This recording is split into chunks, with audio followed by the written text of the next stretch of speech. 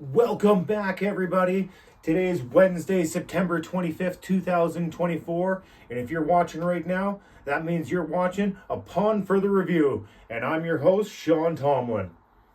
So today we're going to be breaking down all the matchups that happened in the last week in Week 3's actions. So let's start off with Thursday night.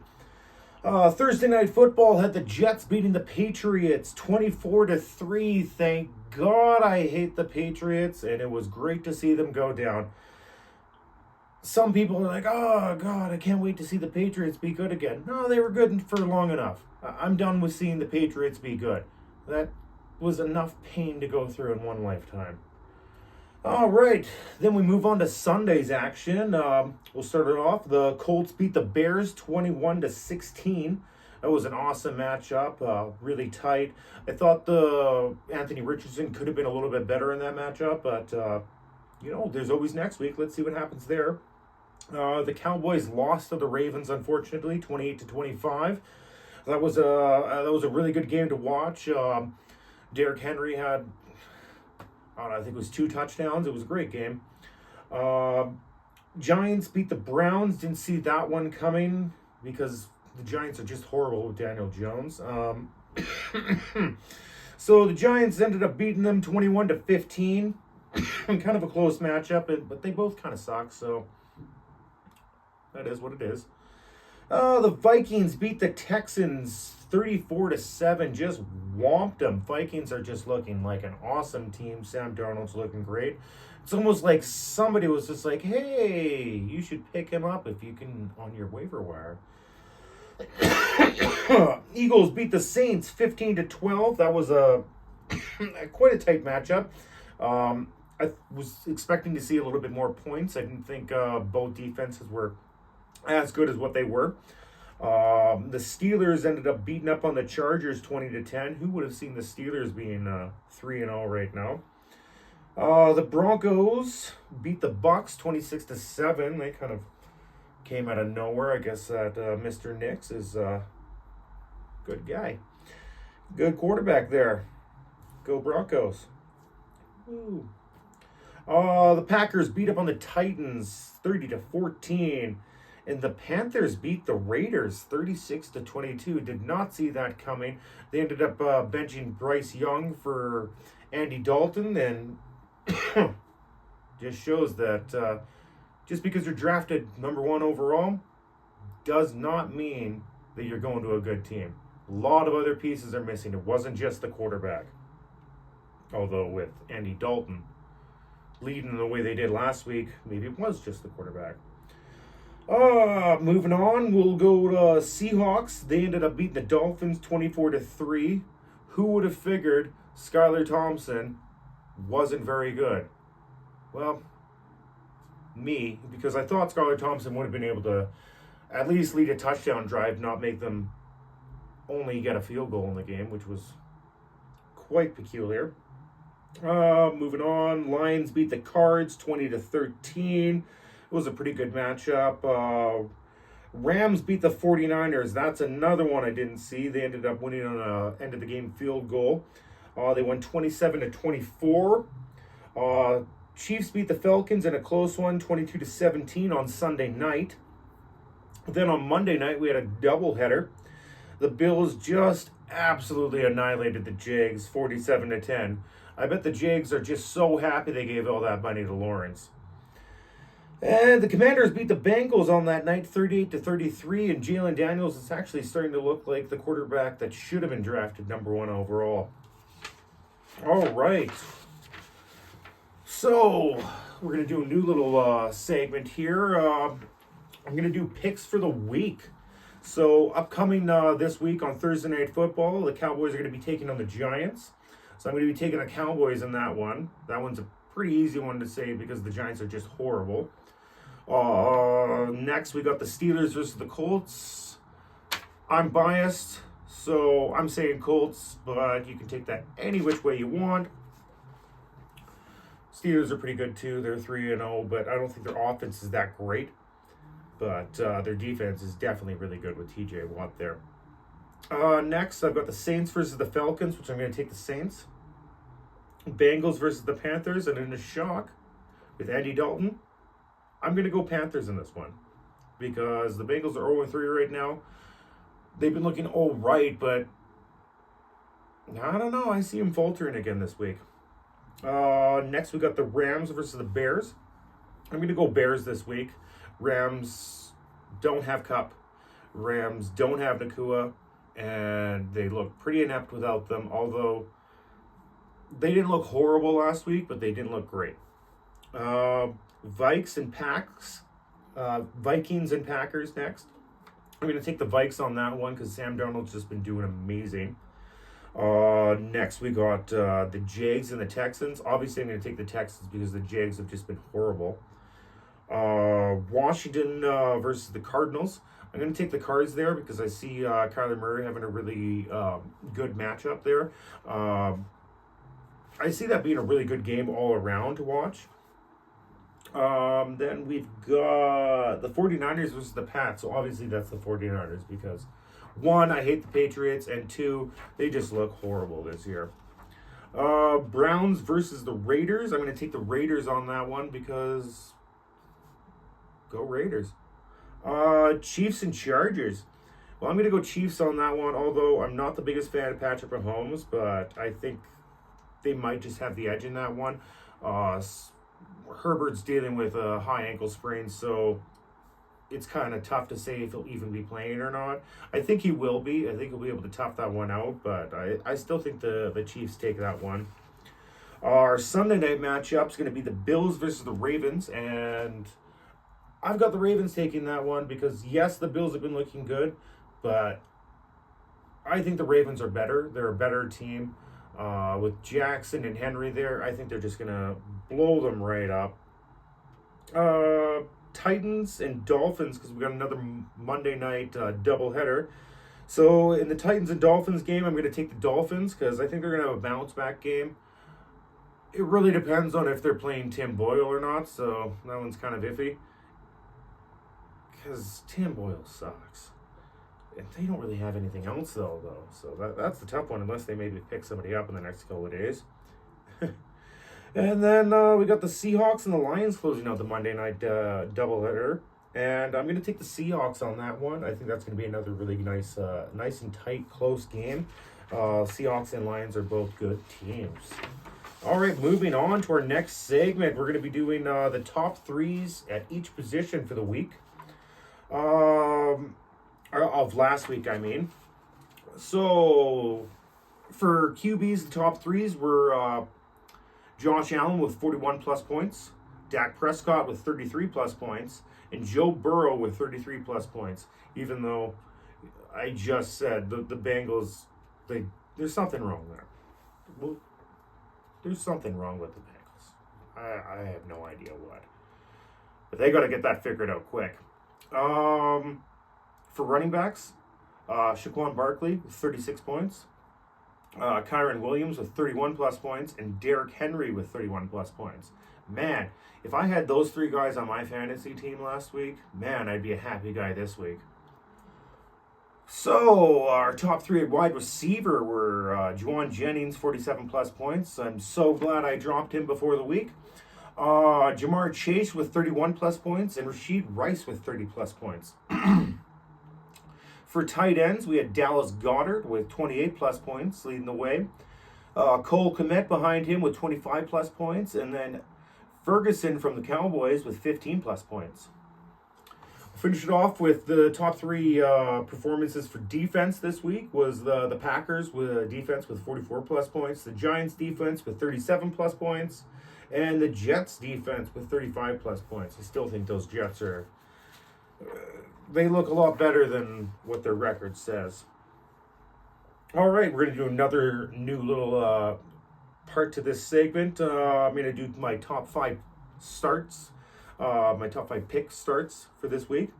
I'm going to say Jalen Daniels from the Commanders. He's going to be somebody I think that you're going to want to get into your lineup. He's really starting to show he's quite awesome. He's got all those those skills right now that are proving. The size might be a question. It worked great when he was in college in SEC, but it might not translate to the NFL as well. But who knows? We'll see what's going on there. Bryce Young was supposed to be the best thing, and well, he hasn't been anything close. Next, I'm going to say Darnold from the Vikings. Great QB. He's been putting up consistent numbers, so if you can get him into your lineup, I think you got to get him in this week. Breece Hall. He's another guy. If you got him, he's got to be for sure a bona fide starter. Nico Collins. Even though he's the number 3 wide receiver on the Texans, and the Texans kind of had a little bit of an off week, and they got a tough matchup coming up this week, I still think he's going to put up a lot of good points, so you might want to get him in your lineup. And Jake Ferguson of the Cowboys, I think he's going to be a good little outlet for Dak Prescott, and I definitely think if you have the option, get him in your lineup. Top 5 waiver wire pickups for the week. Aaron Rodgers seems like a really good bet, especially with him going up against the Patriots this weekend. You get Rodgers in there. You might see some really, really good points coming out of that. Robinson, the wide receiver from, Wan'Dale Robinson, the wide receiver from the Giants. He's been putting up fairly consistent numbers. He's been getting quite a high percentage of looks, targets going his way. So, if those start to come really, really hit, you're going to want to have him at least on your bench, maybe stash him for a little bit later. Mooney from the Falcons is starting to look like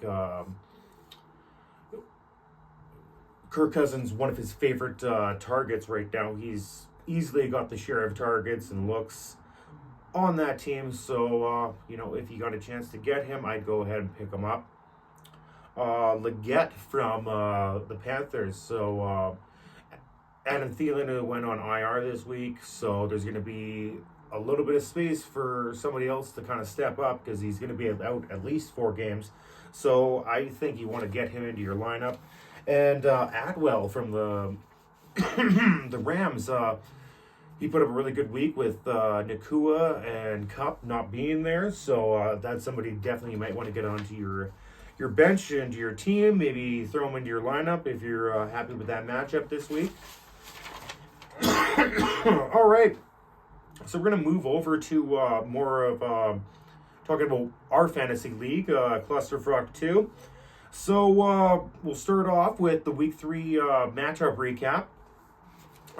First up, we had Billy Bob Jr. beating the Monty Lake Colts 111-40 to 104-35. Billy Bob was led by Lamar Jackson with 29-plus points, and Breece Hall with 17-plus.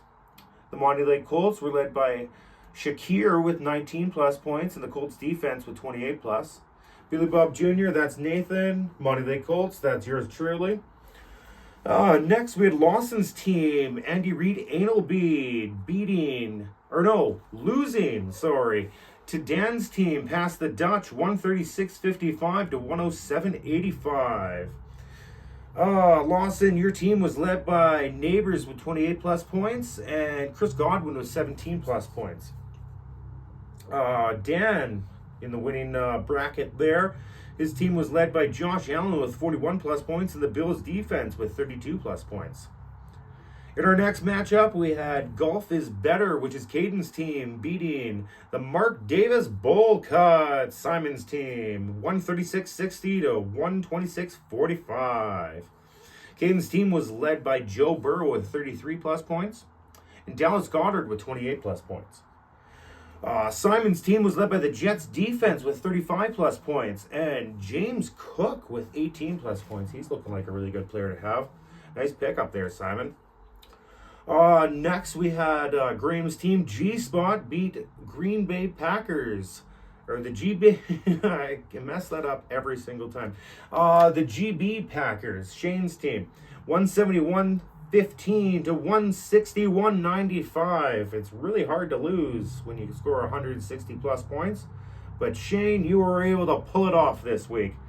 Graham, you were led by Jaquan Barkley with 36-plus points, and Kyron Williams with 31-plus points. Shane, your team was led by Taylor with 27 plus points and Amari Cooper with 27 plus points. Great matchup, and that was probably that was our highest scoring matchup in the week. Probably the highest scoring matchup that we've had in the season so far. Next, we had Ty's team, Protect Your Holes, beat Les's team, Tropic Thunder, 134-35 to 116-50. Ty, you were led by Rashid Rice with 30 plus points and DK Metcalf with 24 plus points. Les, you were led by Jamar Chase with 31 plus points. Diggs was just about there. He had 20 plus points, but your second top guy was the Steelers defense with 22 plus points. So keep it going, Les. You know, you'll never know what happens if you just start putting the work in, bud. Just bucking you. All right, our Week 4 matchups this week in the league is going to be the Monty Lake Colts, yours truly, versus the Mark Davis Bullcats, Simon's team. Simon's sitting at 0-3 on the season. Myself, I'm sitting at 1-2. Hopefully, actually, I don't hope that you win. I hope you go 0-4 and you don't beat me, and I am able to go to 2-2. Then we've got Pass the Dutch, Dan's team sitting at 2-1, going up against Graham, also at 2-1. Graham's team is G-Spot. That one's going to be a tight-looking matchup right there. See what happens coming up. Then we've got Lawson's team, Andy Reid, Andelbeed. I'm going to say this again. I really hate that name. You're sitting at 2-1 versus Les with Tropic Thunder. And Les, you're sitting at 0-3. Maybe you'll get off the schneid this week. It'd be good to have a win. Everyone likes one win. You got to get one. Not you, son. You can stay at 0. Then we had Caden's team. Caden is the only one in the league that hasn't lost. Caden's team is Golf is Better, and he's going to be going against Shane's team, GB Packers, and they're at 2-1. Caden's going to look to keep that streak alive. Then we've got Nathan with Billy Bob Jr. is his team versus Ty's team with Protect Your Holes, last year's champion. Last year's champion got a win last week, so he got out of the no-win column. He's at 1-2, and Nate, you're at 2-1. So it's going to be fun to see what happens with all those matchups this week. Looks like some tight matchups. Couple ones that are on the outskirts that wouldn't quite be like, hey, this is going to be a great one, but it might turn out to be a good one. So let's just let's wait and see. Everything's going to start tomorrow on Thursday Night Football. Okay, so we're going to finish off here. We're going to go to our final segment. It's called Goal to Go. It's where I give out my final thoughts. Some injuries this week. I didn't really think it was important to go through too many injuries. Didn't really see that many that really impacted. A lot of things besides Thielen being going on IR.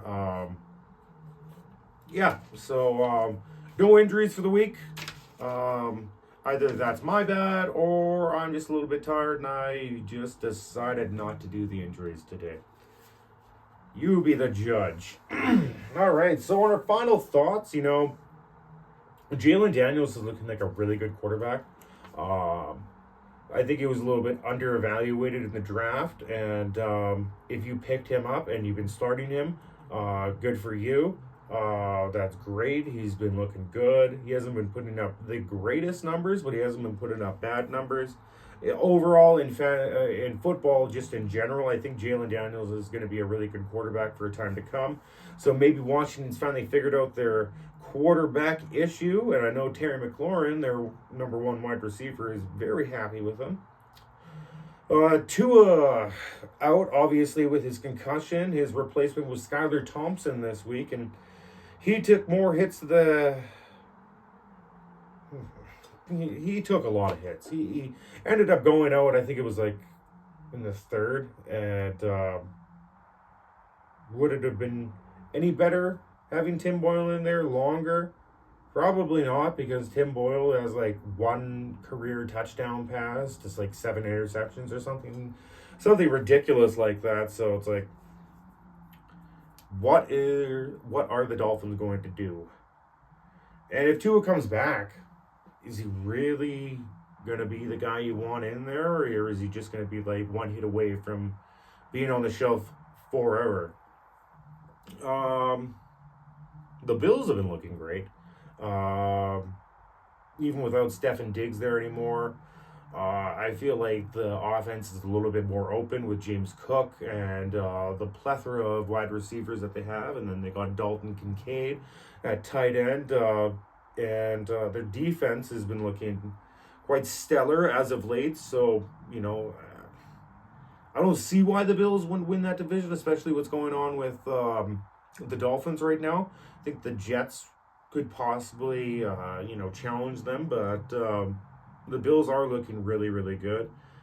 As I said before, Adam Thielen is on IR. That's going to be a little bit of a downer for Andy Dalton, but he's got Deontay Johnson, so I think he'll be okay. And saying again, the Bengals 0-3, did not see that coming into the season. Is it time to panic yet for the Bengals?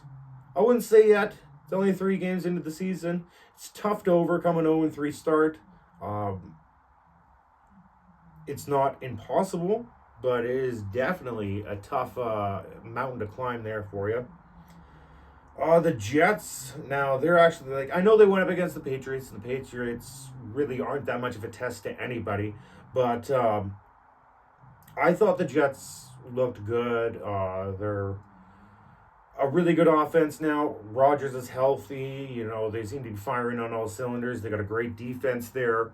I think the Jets are going to be a team that you want to look at this year and be like, hey, these guys might be the real deal. Maybe they weren't just blowing smoke up our ass. Next, Kareem Hunt got called up. So he's going to be, I don't think it's 100% for certain that he's going to be active versus, in his matchup coming up this week. But they got Carson Steele and P. Ryan. So, there might not be room for him there. At the moment, they might, Andy Reid, though, might want to get some reps in with him. I think he'd be a really good goal line option, just pounding in those touchdowns. He's still a young buck. He's only 29, so he hasn't quite reached the age of the expired running backs when you reach that 36, 35 type age, when you're just not that great anymore. Your body's been through a little bit. And the Steelers 3-0. That's where we're going to finish it off today. Steelers 3-0. Did not see that coming into the season. I didn't even see the Steelers being anywhere close to the top of their division. But 3-0, great job. You got a stellar defense with T.J. Watt there. You got some really good pieces set up in there. Mike Tomlin's a great coach. And but the offense is just normal. But like they say, defense wins championships. So, if you got that defense, I think you're going to be okay. All right, well, that's it for us today. I know I said last week that this episode was going to be live. But when I went to go record a live episode, I found out I need 50 subscribers to be eligible to do live episodes. So, if you're watching this, smash that subscribe button. Get me a little bit more subscribers. If we reach 50, we'll be doing live episodes, and maybe I'll do a live on location episode somewhere this year. Have a little special thing there. Remember to hit the like button if you enjoyed the video. You plan on coming back. That'd be really awesome. Love seeing those likes. Also, if you want, throw in a comment into the comment section. If there's anything you want me to discuss, go over, a question you might have, a topic you might want me to discuss, I'll do that in this final segment, in my final thoughts. So if you have anything that you'd like me to go over, talk about, a question, just throw in a message into the comments, and I will do my best to make sure that I get to your question next week. All right, well, that's everything for today. Make sure you come back next week where I'll break everything down that you need to know.